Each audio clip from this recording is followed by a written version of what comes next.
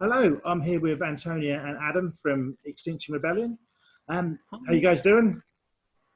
no, not bad, thanks. Yeah, pretty good considering.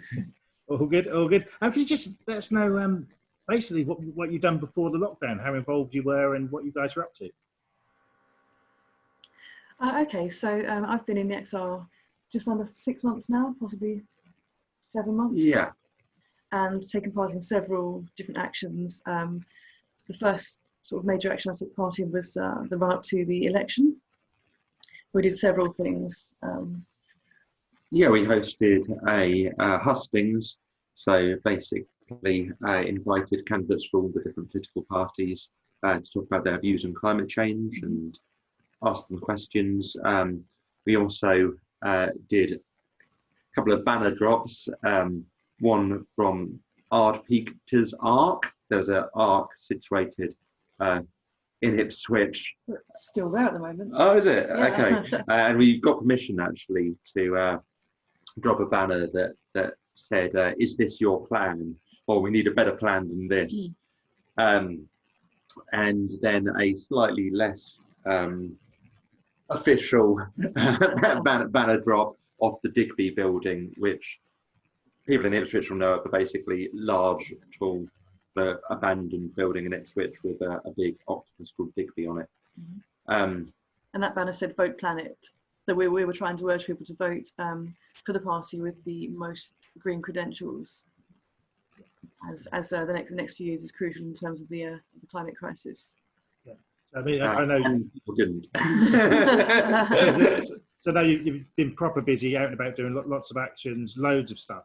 But then obviously the lockdowns happened.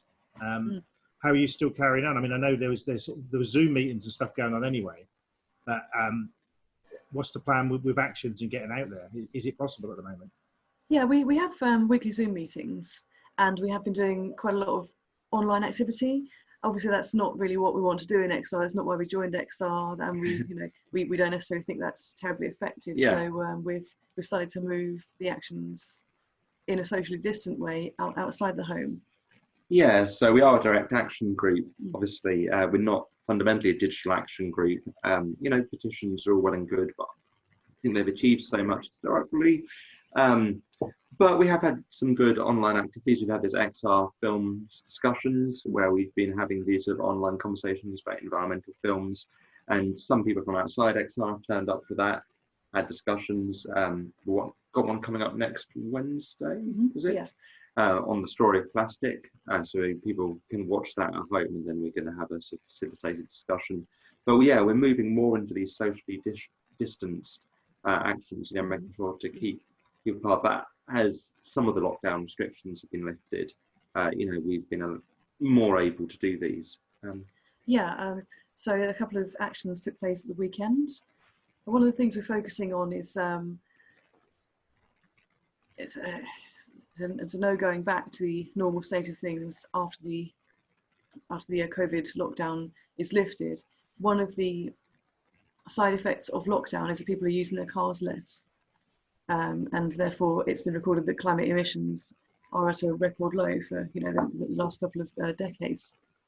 So what we need to really focus on is kind of not all jumping back in our cars and going away. We're going to take loads of short unnecessary journeys. People have been riding their bikes. We want to really encourage people to carry on doing that.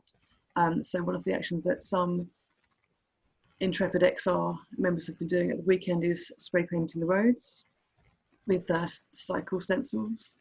So the idea was to sort of potentially stencil cycle lanes, but generally it's been stenciling cycle symbols, but also no going back.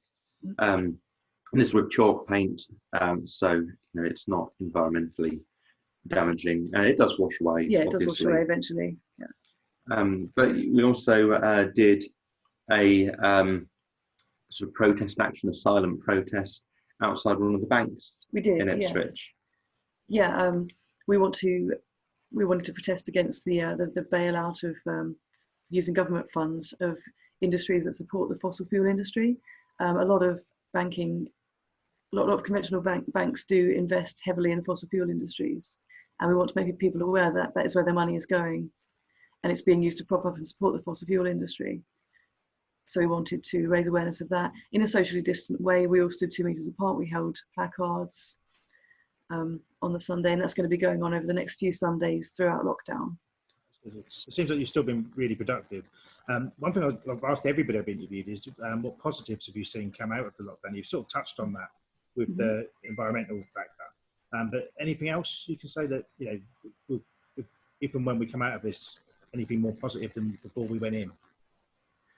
Yeah, I mean, initially before lockdown, well, at the start of lockdown, there was sort of uncertainty about the food supply chains. And I think that made people think about where the food comes from.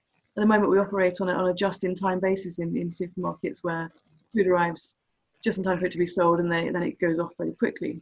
So it has a very short shelf life. And I think that does raise into question how efficient our systems actually are in terms of things being shipped over into our country that aren't in season. And I do think a lot of people are looking more into sustainability, to growing their own foods, to joining local farm schemes. Yeah, which we've done recently. And, you know, I know that apparently dairy meat consumption's gone down, which environmentally, you know, outside of all the vegan arguments, is also an environmentally a good thing. But yeah, hoping that there's more of a turn to localism in terms of food supply. And yeah, maybe people getting more into gardening, more into reuse. And yeah, hopefully walking a bit more and cycling. Yeah, when you touch on reuse, I think that's another thing as well, because people haven't just been able to pop to the shops and get whatever they want at a whim, and they have been more inclined to look inwards and see what they already have, because sometimes you can go and buy something and you might already have it, you just put it away somewhere. And I think people have been looking more resourcefully at what they already own.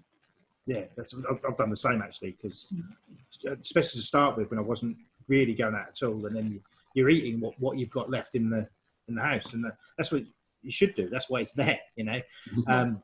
And I think we were often sport for choice, and you know, being resourceful. It's not a matter of, you know, having your favourite food whenever you want. You just have what's there and use it. And I live with a few people, and we've been sharing food more, which we weren't doing before. Less waste, because the rubbish isn't coming to get picked up as often. So we're being better with that.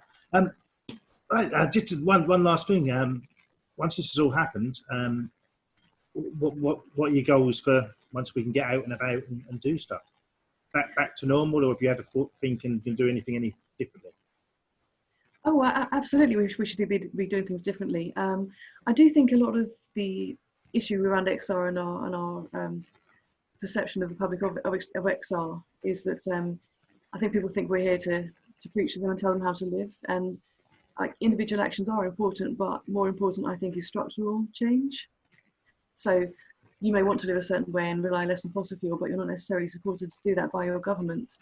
Say you might want to heat your house less and use less fossil fuels, but because your house is built without much insulation, you're not really able to do that. You're still going to have to use your heating, or, you know, an electric fan to cool your house down in the summer. Also cycling, like back when I'm with my parents in Acton Village, cycling to work in Ipswich, it's really dangerous. You know, I don't feel safe cycling along the motorway, and there aren't cycle lanes along a lot of that journey.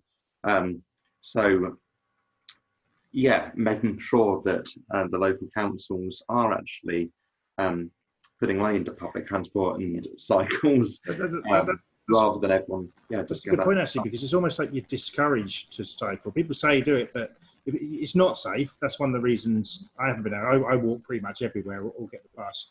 There's a stigma with a lot of people for using public transport. It's sort of looked down on when it should be totally the other way around. You know, just go out and about. You look at the cars that go by. Most have only got one person in them. Yeah. You know, so it's. I think a lot of it is image with people. They need to, as soon as they can learn to drive, they need to do it, and they're pushed into it. And that's why I think society should change for the better. I mean, I avoided driving for many reasons, one of which was environmental. And, you know, I'm running a business, I'm doing this, it hasn't affected my life at all. And I think more people should do the same. Yeah, absolutely. I absolutely agree. And I think people need to be supported to do the same and encouraged to. And, you know, it's almost seems like it's prohibitive to use your bike, because it's, as you say, it's dangerous, and it's public transport is somewhat looked down upon. So there needs to be the big initiative to encourage people. And there are groups in Ipswich that are designing cycle lane networks to encourage people to, because at the moment there are cycle lanes, but they don't all connect. So is that like Cycle Ipswich? Yeah, Cycle Ipswich is one of the more predominant groups that are doing this. Yeah, that's one thing I will say that I have seen a lot of people out and about when I've gone from it's meant to be daily walk, but every other day I'll go for a walk. There's lots more people on their bikes, which is great to see. Yeah. And I think the more people out on the bikes, the more will be done and the safer it will be. So I might even get a bike, Yeah, do it. Yeah. Rally chopper, that'd be great. But thanks a lot for spending your time with us. I think we've hit the 15-minute. I don't want it to go on for too long, but I might extend these to do a proper podcast at some point. So I'd love to speak to you guys again and go into more detail about what you're doing, because I know for a fact you've been really busy and put the word out, and it's really good to see. So thanks a lot. Thanks, Andy. Thanks, Andy. Cheers. Bye.